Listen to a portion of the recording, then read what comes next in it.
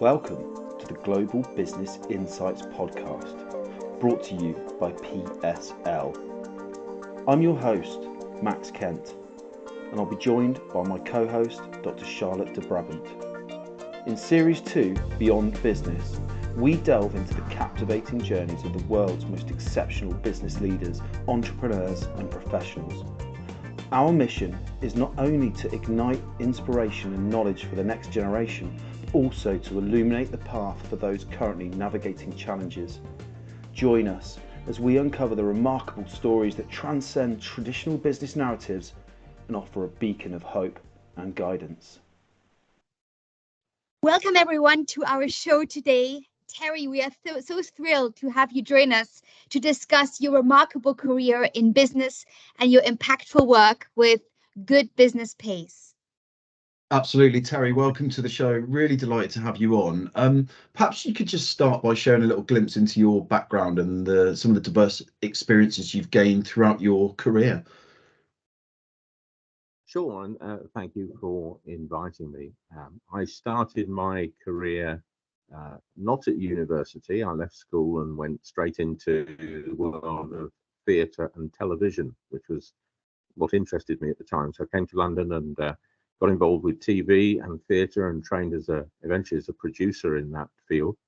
That was in the 1980s. I then was taken on into sort of marketing. Actually, I was making TV commercials for Sainsbury's, and they asked me to come aboard into the Sainsbury's head office and take on a big marketing communications role there, which I did. So then spent a number of years in corporates, in large marketing roles at Sainsbury's in retail, and then switching to a global role at American Express, and traveled the world in a CMO type of role at American Express. While I was at American Express, I got very interested in the psychology of customer buying and what customers truly value, and did some work to introduce the Blue Card, which was the credit card of American Express. And while I was doing that, I was working or supported by Anderson Consulting, as they were called at the time, then to become Accenture. And I joined them because I was very impressed with their work in the late 1990s, initially as an associate partner, became a partner in the early 2000s at Accenture, stayed there for 12 years in change management, strategy and marketing roles. And I was also head of global thought leadership and introduced and invented their high performance delivered program at Accenture. I then switched after quite a long time at Accenture to become a partner at KPMG. So got interested in accounting and after that lot sort of got slightly disillusioned with working in big companies where you can only make so much of a difference. So decided to learn all about the world of digital, which had become important at that point, by throwing myself into very small companies, startup companies. And I helped lead and grow 3 startups. The first one was a complete failure and lost a good deal of my life savings on that, and learnt what not to do, but then went on to do a couple of decent startups, and then applied my learnings of digital and disruption to some traditional industries by helping some organizations in healthcare and recruitment to become more digital and understand what customers want in the 21st century as opposed to the 20th. And then finally, after that, I decided to get back into sort of helping the creative industries where I'd started, get back on its feet because it was having a hard time. I joined the Creative Industries Federation as their chief commercial officer at the time when COVID struck. And it was a time when COVID struck and all the theatres went dark, music festivals stopped, filming stopped. And that meant that work stopped for a lot of creative people. That I suddenly became aware of the problem of payments, late payments, no money. And at that point in the game, I realized that something needed to be done to help a lot of people, the little people, if you like, the small companies that weren't getting paid as fast as they could be. Now, I had figured out that technology was not really, after all those years, my bag. I didn't want to invent a new solution. There were lots of people who'd invented payment solutions, but I was pretty good, having gone through that career I just laid out, at running hearts and minds campaigns.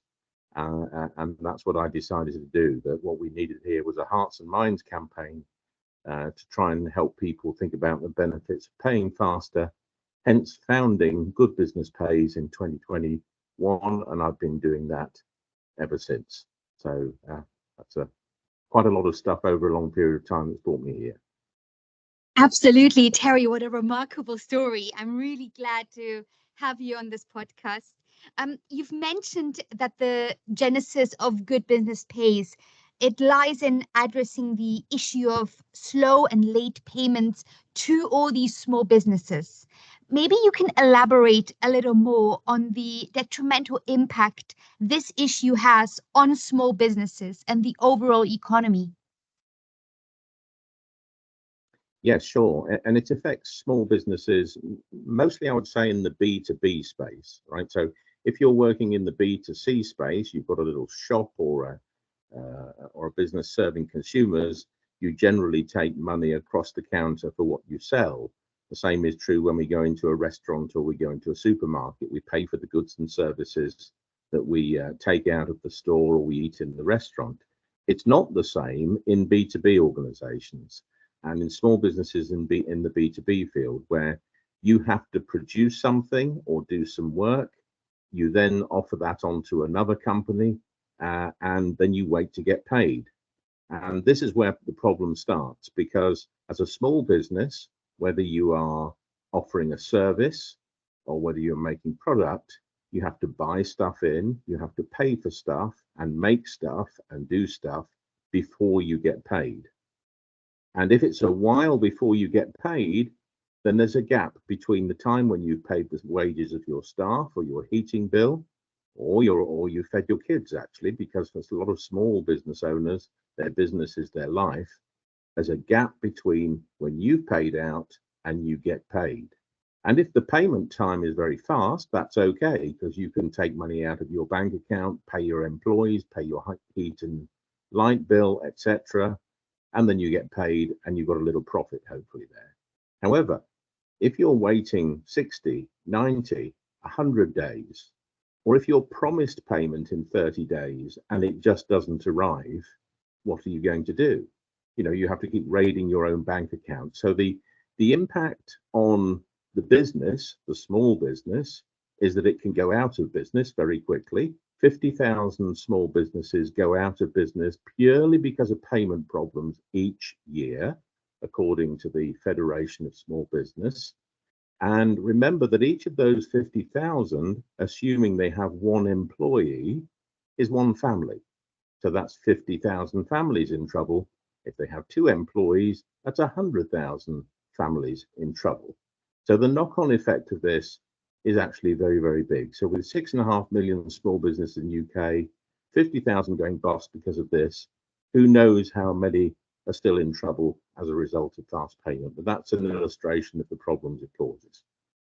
I think that's pretty stark figures there, Terry, and it's certainly something I've experienced myself with my own business and startups. And where you talk about in your intro section about the failed startup you experienced, I did that myself with a startup. My first startup failed, and that was for the same reasons, for late payment and not being paid on time. So it never really goes away when you're starting up, and it's the major factor in whether you sort of sink or swim. So I'm sure many people that resonates with. In a lot of the problem, I think, is when you're dealing with larger companies. A lot of the time, if you're a small business, especially this day and age with software, tech and things like that, where it's a very specific service that's delivered probably to a much larger company that needs that specific expertise and can't get it anywhere else. So the ticket price of that piece of work could be fairly significant for even for the large company. And even more significant to the small business in turn that's waiting for that payment. And that's where the problem is, because certainly in my experience, that larger company can may have longer payment terms, and that's just normal for them. And it's normal to not pay things on time, and sort of standard practice to keep the money for as long as you can do until you shout for it. So I've seen that, and I've seen it happen. But maybe talk us through what specific measures that Good Business Pays has actually implemented or is encouraging with large companies to adopt those faster payment practices, and how maybe do you gauge the effectiveness of those measures in place? Well, the first thing to say is a few bits of the answer. One thing is we can only measure the payment practices of those companies that actually report their payment practices. And that's around, at the moment, 6,000 or 7,000 of the largest companies in the UK. There's a law in the UK that says the largest companies have to report their payment practices to the Department of Business and Trade every 6 months. So for those companies, we have a measure every 6 months. It's a self-reported measure, but it is a measure that says this is how long we take to pay our invoices. For the rest of business, and that's a lot of businesses, there is no reporting system, so who knows what goes on. So what we do with the ones that do report is the first thing that we do is we bring those figures and make them visible for people, right? So those figures have been there forever, well, not forever actually, since 2017 when the law was introduced that said those companies have to report, but they are in the public domain. They are available for anyone to go and see. It is a bit tricky to go find them because they're quite hard to find. And even when you find the database that holds them, it's quite a complex database. So one of the things we did at Good Business Pays is to say, let's make payment data a bit more interesting, relevant, and dare I say fun to look at, because it's not really that much of an interesting topic, right? It is to me, but not to everybody. So we take a live feed from all that company data that comes into the government's DBT site. And on Good Business Pays, you can go there, you can put in the name of a large company, and it'll bring something up that looks a little bit like a car dashboard, easy to use, fun to use. And it says, this is how long this company takes to pay. Here's the sort of percentage of invoices that they pay late. And then there's a little dashboard underneath that tells you what percentage of their invoices are paid in under 30 days, 31 to 59, or over 60 days. So you instantly get a picture of every company and what their current payment performance is. The second thing that we do is we shine a light on the good and the bad in order to highlight for small businesses. Here are a bunch of companies that would be great for you to work for because they're fast payers. On the other hand, here are a bunch of companies that I would avoid because you'll wait forever to get paid. And there are about sort of 10% at each end of the scale that I've just mentioned. There are about 10% of companies that are always very happy to pay fast, about 10% that are quite happy, it seems, to pay very slow, but there are about 80% in the middle that will swing either way. And we use a Good Business Pays, I would say, gamify a little bit, if you want to put it that way, the good and the bad, to try and persuade people to pay faster rather than slower. We do that through awards for people who pay fast. We do it through league tables. We do it through sort of naming and shaming the ones that are really bad. And what we're trying to do is to get people to behave differently, because although there's lots of technology out there, a lot of these sort of fast paying technologies have been around for quite a few years now. I'm still posting newspaper cuttings of slow payment from 45 years ago that are faster than people are paying today. So the fact that technology is there has not necessarily changed behavior, and the UK is one of the worst for payment culture in the world. Terry, thank you for sharing. And while Good Business Pays is focused on enhancing payment practices within the UK, how do you envision this initiative expanding to tackle this issue on a more global scale? And maybe you could elaborate what potential challenges and opportunities do you foresee in doing so? Well, I suppose that the good news is There aren't that many pieces of good news around payment practices at the moment. I'd like there to be more. But one of the good news pieces is that since we started campaigning 3 years ago, more people are talking about it as an important thing, and more people can see the payment record of companies. So there's a visibility to it. And in the way that people are talking about it, they're talking about it in other countries, not just in the UK. So Good Business Pays operates and campaigns in the UK, but we reach out to people who are interested in moving the dial in a positive way in other places. So, for example, the European Union has its own late payment directive, which is now getting up ahead of steam. It's a proposal for all the European Union states to have much faster payment, to have 30-day payment, in fact, for small businesses, and for companies to be fined and there to be league tables, etc., just in the way that Good Business Pays does here, but actually stronger than we do in the UK. Stronger laws, stronger regulation. That's across the whole of the EU, which is very big. We have the same thing in Australia as well, where we work with the Small Business Commissioner's Office in Australia. They've taken all of the Good Business Pays procedures and the way we do it and are recommending to the Australian government that they have a similar thing to Good Business Pays in Australia. Now, why is this important? It's important because if you take a large multinational or global company, like, for example, Coca-Cola, that has a record of really poor payment, on average 127 days, I think it is at the moment, to pay in the UK.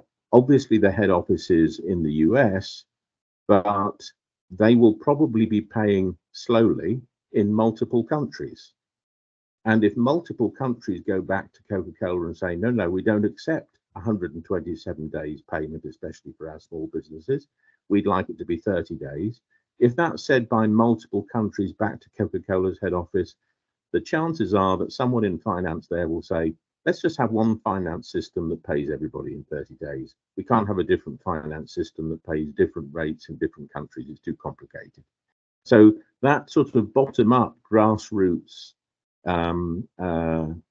effort in multiple countries to expect multinationals to behave in a good way will have a very big effect, because each of those large multinationals will have thousands of suppliers.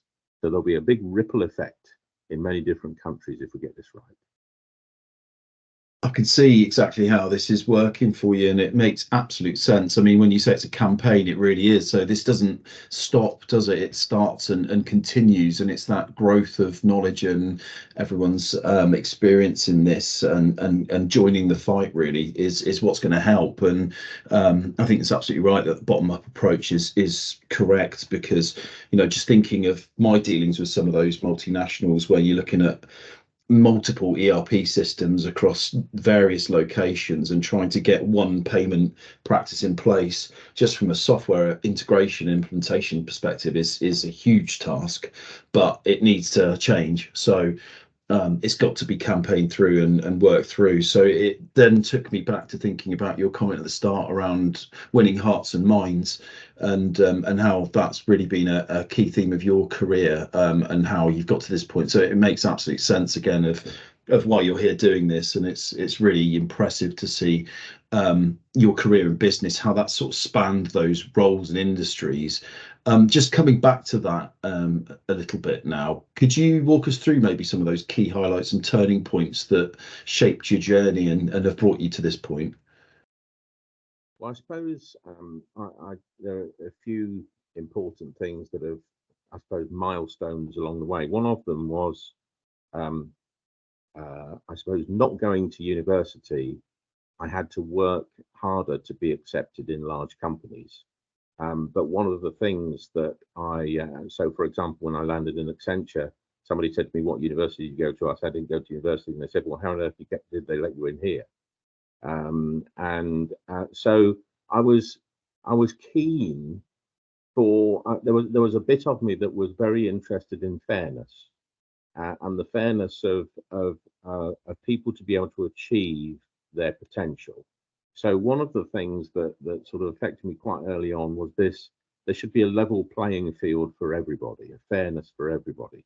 And so in the late 1990s, I, outside work, founded the Talent Foundation, which was an organization set up to help people be the best they possibly could in the workplace. And it still exists today as a not-for-profit. It's achieved amazing things.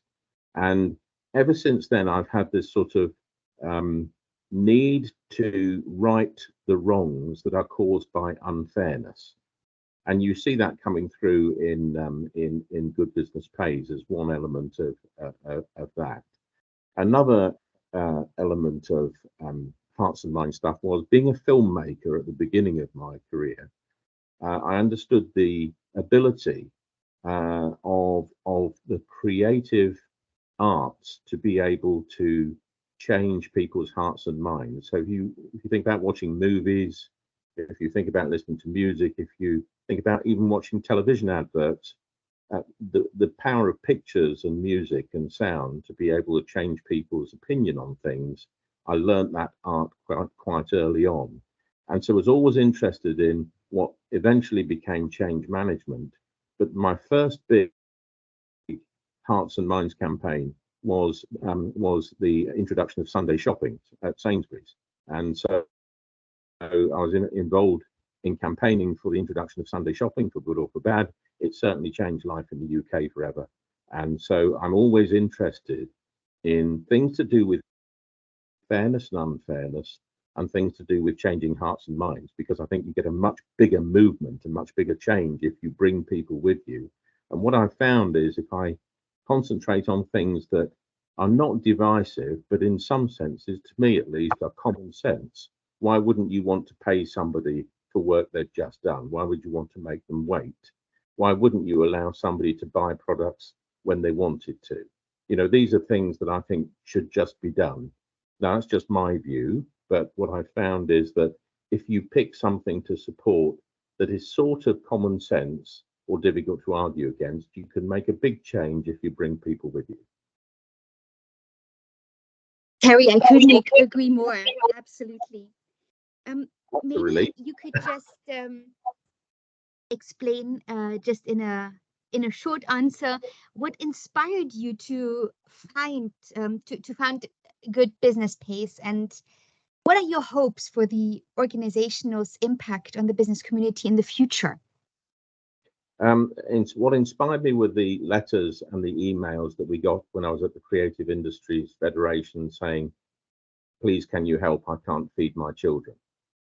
It was literally, you know, we had notes from people who were thinking about ending their life because they had no money, nothing at all during that COVID time, because everything dried up for them and they weren't getting any support from the government, etc. So I knew something had to be done, and I decided to do something about it. Not that I could fix it, but tried.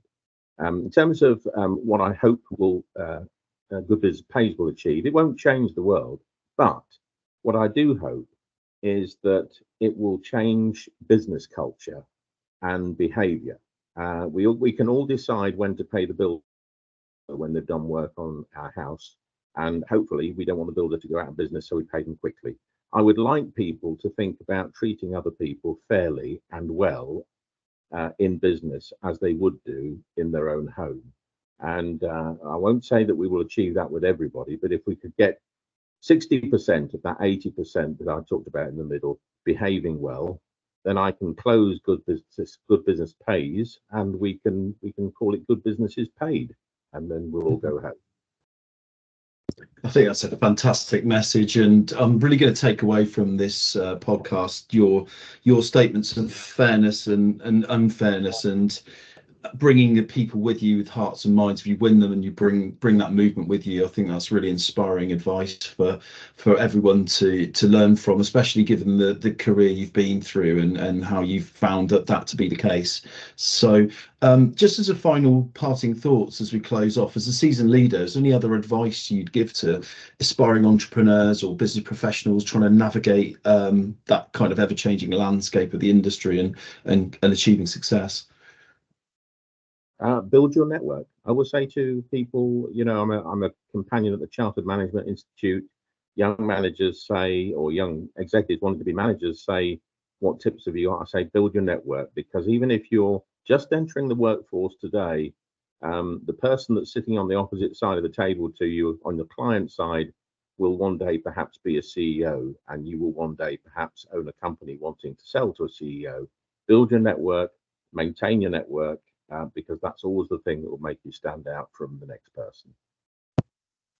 Terry, thank you so much for sharing your inspirational insights today. And also thank you for all of our listeners for joining in once again. Indeed. Thank you very much, Terry. It's been a fantastic session. Really, really pleased to have you on. And I hope that getting this message out on our podcast just at least helps push that message and wins a few more hearts and minds for you. So thanks again, once again, Terry. Thank you for inviting me.